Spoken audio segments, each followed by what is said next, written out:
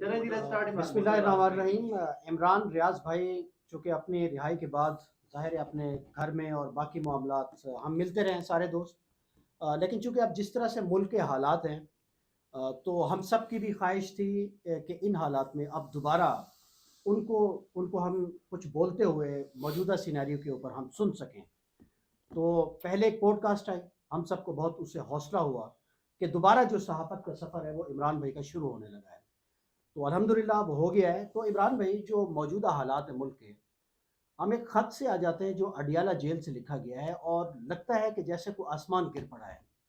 Nelson Mandela کتابیں لکھتے ہیں جیل میں، مولانا آزاد جیل سے کتابیں لکھتے ہیں، بڑے بڑے لیڈر پاکستانی لیڈر بھی لکھتے ہیں، F I am assassinated Bhutto صاحب نے لکھی۔ تو یہ اگر اکانومسٹ کو خط چلا جائے تو اس میں قیامت کیا گر گئی ہے عمران خان صاحب کے لکھنے سے؟ اٹس این آرٹیکل، ایک آرٹیکل کے طور پہ وہ چھپا ہے۔ اکانومسٹ نے بھی مذاق ہی بنا دیا مرتضیٰ سولنگی صاحب کا، وہ بھی اس کو منٹ بعد دوبارہ پوسٹ کر رہے ہیں۔ ان کا یہ کہنا تھا کہ یہ اس کو صحافت سکھائیں گے، دا اکانومسٹ کو۔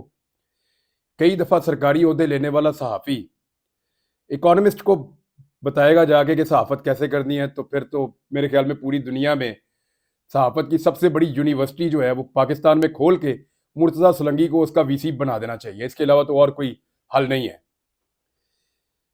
پہلے انہوں نے انڈیا کے ساحلوں پہ ہمارا نام روشن کیا جا کے، جب بلاول بھٹو کے ساتھ گئے تھے۔ غریب ملک ہے لیکن جیسے یہ لوگ ٹریول کرتے ہیں، ہمارے دوستوں کا جو ٹریولنگ کا ہسٹری ہے نا، صرف آپ وہ دیکھ لیں، ایک مخصوص ٹولہ ہے صحافیوں کا جو سیاست دانوں کے ساتھ ٹریول کرتا ہے۔ 5 درجن مرتبہ ان کے لائف ٹائم میں ٹرپ ہیں۔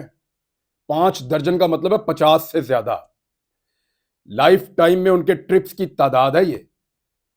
کئی وزرائے اعظم اور کئی وزیر ان مخصوص صحافیوں کے بغیر پاکستان سے باہر کوئی ٹرپ نہیں کرتے۔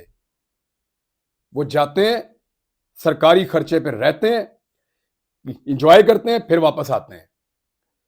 تو یہ اس طرح کے صحافی جب سرکاری عہدے لیں گے اور پھر یہ بتائیں گے کہ صحافت کیا ہوتی ہے، تو صحافت کا فٹے منہ یہ پاکستان میں ہی کر سکتے ہیں، دا اکانومسٹ کا یہ کچھ نہیں بگاڑ سکتے۔ اب وہ چڑھا رہا ہے ہر تھوڑی دیر بعد، زلزلہ آتا ہے نا بڑا، پھر آفٹر شاکس 1 2 3 4، یہ سولنگی صاحب کے لیے آفٹر شاکس آ رہے ہیں۔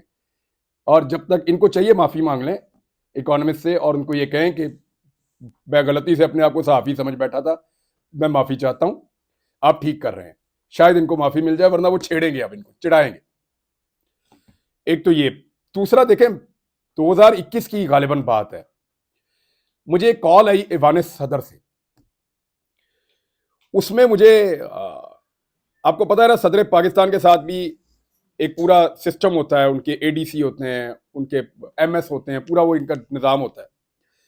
مجھے کال آئی جی ایک کتاب کی تقریب رونمائی ہے، تو آپ نے ایوان صدر تشریف لانا ہے اور اس میں آپ نے کوئی بات بھی کرنی ہے۔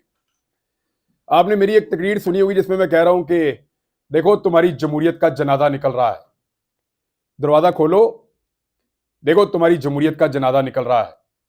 اسے لگتا ہے کہ اس کی آواز کو، اس کے خیالات کو باندھ کے نہیں رکھا جا سکتا، بڑی بڑی فصیلوں کے پیچھے اس کی سوچ کو قید نہیں کیا جا سکتا۔ یہ بات لوگ ابھی کوٹ کر دیتے ہیں مختلف پولیٹیکل لوگوں پہ۔ ایکچولی میں نے یہ بات کی تھی ڈاکٹر قاسم فتوح کے بارے میں، انہوں نے ایک کتاب اور لکھی تھی۔ اب یہ کون صاحب ہیں؟ یہ آپ ڈاکٹر آسیہ اندرابی صاحبہ، جو ہماری، ہم ان کو اپنی بڑی بہن سمجھتے ہیں پاکستانی، آسیہ اندرابی صاحبہ کی بڑی خدمات ہیں مقبوضہ کشمیر میں، وہاں مسلمانوں کے لیے آواز اٹھانے میں انہوں نے بڑی قربانی دی ہے۔ ان کے شوہر 30 سال سے زائد ہو گئے نیلسن منڈیلا سے لمبی ان کی قید ہے۔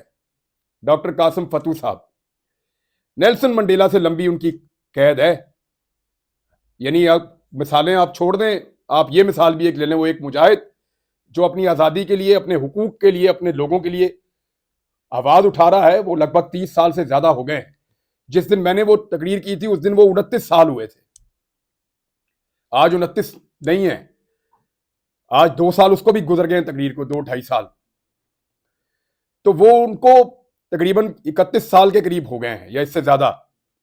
ان کی ایک اور کتاب، ایک اور میں کہہ رہا ہوں تو اس سے پہلے بھی ان کی کتابیں تھیں، بھارت سے زیادہ کوئی ظلم کر رہا ہے، पाकिस्तानियों के मुताबिक नहीं।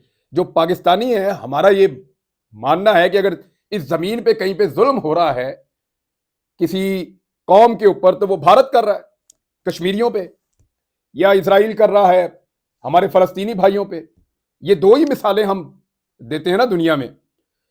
तो भारत की कैद में एक आदमी किताबों पे किताबें लिख रहा है और वो छप रही हैं, और हम अपने ऐवान सदर के अंदर बुला के उसको रिस्पेक्ट भी दे रहे हैं, कोई नहीं बोला। और भाई दुनिया लिखती है किताबें। एहसानुल्लाह एहसान का इंटरव्यू नहीं आप लोगों ने देखा? कौन था वो? उसका जुर्म क्या था?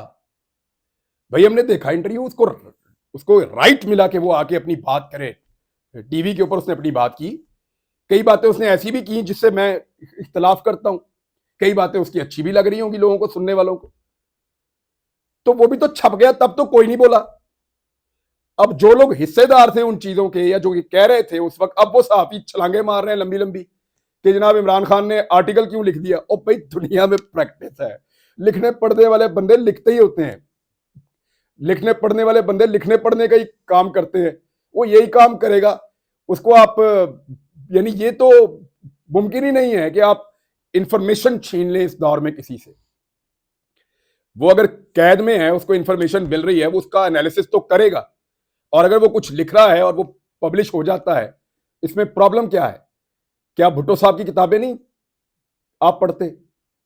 या और मौलाना मौदूदी साहब ने जो कुरान पाक की तफसीर लिखी, उसका एक मेरे पास एक कुछ जिल्दें मेरे पास हैं, उसमें शुरू में उन्होंने कुछ लिखा। उन्होंने कहा कि मेरा ये काम बार बार रुक जाता था, तो इस मर्तबा मैं लंबा गिरफ्तार हुआ हूं, तो मैं अब यहां पे अपने इस नेक काम को बड़ी तवज्जो के साथ और गौर के साथ अब इसको कर पाऊंगा। फिर उन्होंने शुक्रिया भी अदा किया, कुछ जो माविन थे, मदद कर रहे थे। मैंने वो तहरीर कहीं पढ़ी तफसीर पढ़ने से पहले। इतना नेक काम उन्होंने किया, क्या उनको कोई इजाजत चाहिए थी इस काम को करने के लिए?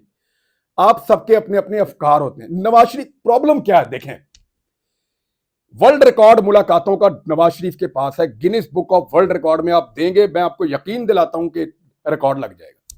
मुलाकातों का Guinness book of world record में नवाज शरीफ के पास रिकॉर्ड है। जेल में मुलाकात, जेल में हमने निकाली थी, एवरेज 20 के करीब मुलाकातें रोज की निकल रही थी। हालांकि कुछ दिन छुट्टी भी होती है, मुलाकातें नहीं हो सकती बीच में, लेकिन नवाज शरीफ साहब का जो है वो रिकॉर्ड है मुलाकातों का। तबाही मुलाकातें मियां साहब ने फरमाई हैं जेल के अंदर। सहाफी हमारे साथ मौजूद हैं दोस्त, वो कहते हैं 14-15 बंदों का एक पूरा वो बनता था ऐसे दायरा, कुर्सियां लगती थी, मियां साहब तय करते थे, लिस्ट आती थी कि इसको बुला लो, इसको बुला लो, इसको। जिस बंदे ने लिस्टों पे गुड लगाए हों और क्रॉस लगाए हों, उसको क्या पता आर्टिकल कैसे लिखते हैं। इनकी टोटल कारकर्दगी जेल के अंदर जो लिस्ट बाहर से आती थी लिख के उर्दू जुबान में, उसके ऊपर क्रॉस या गुड लगाने की है। वो कहां से आर्टिकल पढ़ नहीं सके ये, कभी तो लिखेंगे ये आर्टिकल। दूसरा, शहबाज शरीफ साहब का मैंने अपनी आंखों से देखा, दोपहर का खाना नीचे लिखा हुआ जनाब मुझे ये चाहिए, ये चाहिए, ये चाहिए, ये चाहिए, ये चाहिए। सेहतमंद आदमी इतना नहीं खाता। मैंने इस पे वीलॉग किया था उस दौर में, इनकी अपनी राइटिंग का मैंने देखा था। सेहतमंद बंदा इतना खाना नहीं खाता जो रायवंड में बना के इनकी लिस्ट जाती थी, इनके मुलाजिम लेके जाते। नाश्ते के टाइम जब आप खाना खा लें ना घर में, आपको कोई पूछे आपने दोपहर में क्या खाना, तो आप कहते हैं दोपहर में पूछी, पेट भराओ तो बंदे को याद ही नहीं होता कि क्या खाना है। वो नाश्ते के टाइम जो लिस्ट बनाते थे ना दोपहर के और रात के खाने की, वो मैंने देखी है। अब खानों की लिस्टें बनाने वाले, मुलाकातों की लिस्टें फाइनल करने वाले जब ये देखें कि उनका मुखालिफ आर्टिकल लिख रहा है, भाई गश तो पड़ेंगे। अब मामला ये है कि हमारे वो सारे दोस्त जो बहुत परेशान हैं, मैं उनसे हमदर्दी कर सकता हूं, क्योंकि लीडर के नाम पे उनको एक ऐसी आइटम मिली है जो आर्टिकल नहीं लिख सकती, बल्कि अगर वो खुद लिख दें तो वो उसको पढ़ नहीं सकती। ये हालात है।